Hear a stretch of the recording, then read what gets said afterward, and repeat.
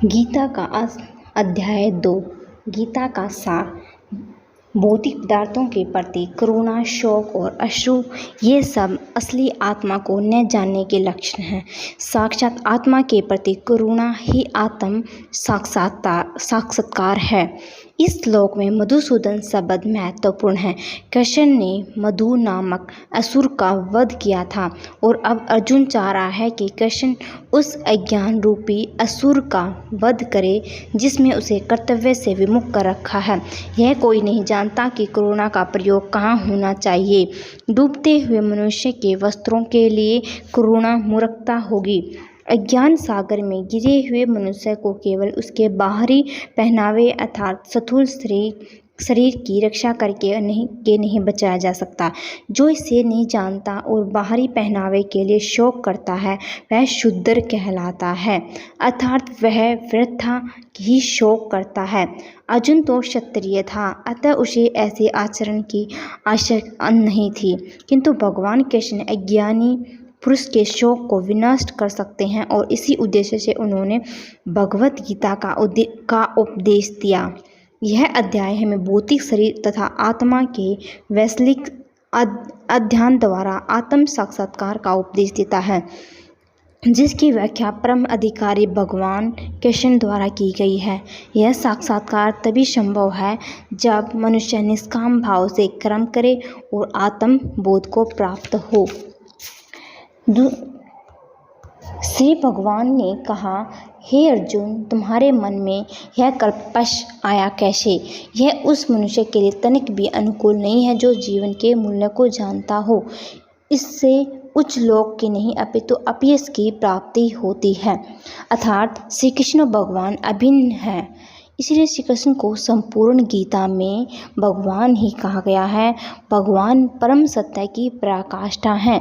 परम सत्य का बोध ज्ञान की 3 अवस्थाओं में होता है: ब्रह्म या निर्विशेष सर्वव्यापी चेतना, परमात्मा या भगवान का अंतर्व्यापी रूप जो समस्त जीवों के हृदय में है, तथा भगवान। यह श्री कृष्ण श्रीमद् भागवत में परम सत्य की धारणा इस प्रकार है: परम सत्य का ज्ञाता परम सत्य का अनुभव ज्ञान की 3 अवस्थाओं में करता है और ये सब अवस्थाएं एक रूप हैं। ये ब्रह्म, परमात्मा और भगवान के रूप में व्याकृत की जाती हैं।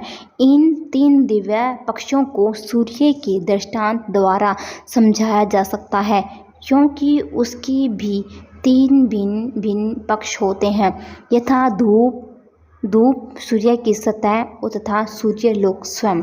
जो सूर्य के प्रकाश का अध्ययन करता है वह नौसिखिय है।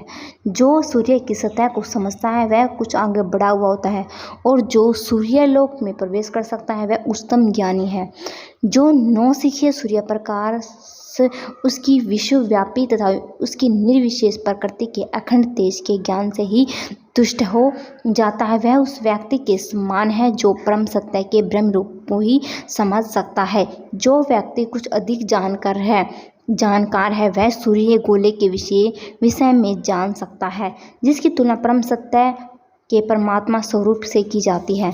जो व्यक्ति सूर्यलोक के अंतर में प्रवेश कर सकता है उसकी तुलना उसे की जाती है जो परम सत्य है के साक्षात रूप में अनुभूति प्राप्त करता है। अतः जिन भक्तों ने परम सत्य के भगवान स्वरूप का साक्षात्कार किया है वे सर्वोच्च आध्यात्मवादी हैं।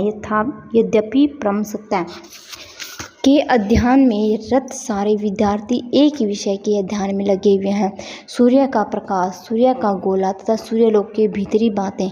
इन तीनों को एक दूसरे से विलग नहीं किया जा सकता। फिर भी तीनों अवस्थाओं के अध्येता एक ही श्रेणी में के नहीं होते।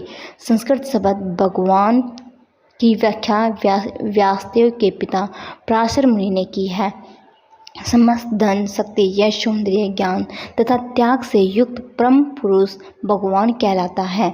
ऐसे अनेक व्यक्ति हैं जो अत्यंत धनी हैं, अत्यंत शक्तिमान हैं, अत्यंत सुंदर हैं, अत्यंत विख्यात हैं, विद्वान हैं तथा विराग भी हैं, किंतु कोई साधिकार यह नहीं कह सकता कि उसके पास सारा धन, शक्ति आदि है। एकमात्र कृष्ण ही ऐसा दावा कर सकते हैं, क्योंकि वे भगवान हैं। ब्रह्मा, विष्णु या नारायण सहित कोई भी जीव कृष्ण के समान पूर्ण ऐश्वर्यवान नहीं है। अतः ब्रह्म संहिता में स्वयं ब्रह्मा जी का निर्णय है कि श्री कृष्ण स्वयं भगवान है, न तो कोई उन्हें के तुल्य है, न उनसे बढ़कर। वे आदि स्वामी या भगवान हैं, गोविंद रूप में जाने जाते हैं और समस्त कारणों के परम ज्ञान कारण हैं।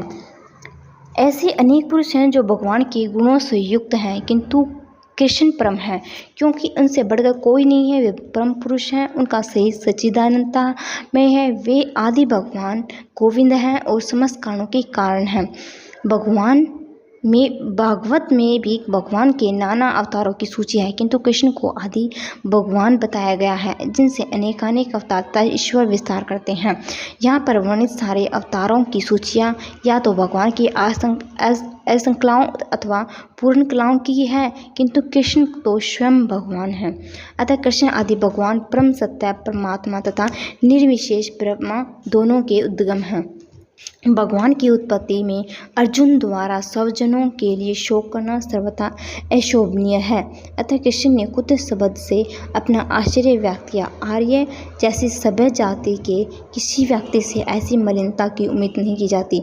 आर्य शब्द उन व्यक्तियों पर लागू होता है जो जीवन के मूल्य को जानते हैं और जिनकी सभ्यता आत्म साक्षात्कार पर निर्भर करती है। देहानुमत बुद्धि से प्रेरित मनुष्यों को यह ज्ञान नहीं रहता कि जीवन का उद्देश्य परम सत्य विष्णु या भगवान का साक्षात्कार है। वे तो भौतिक जगत के बाह्य स्वरूप से मोहित हो जाते हैं।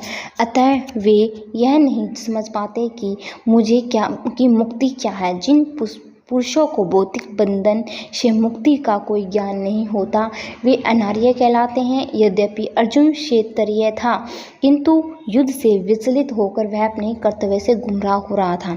उसकी यह कार्यता अन्यायों के लिए ही शोभा देने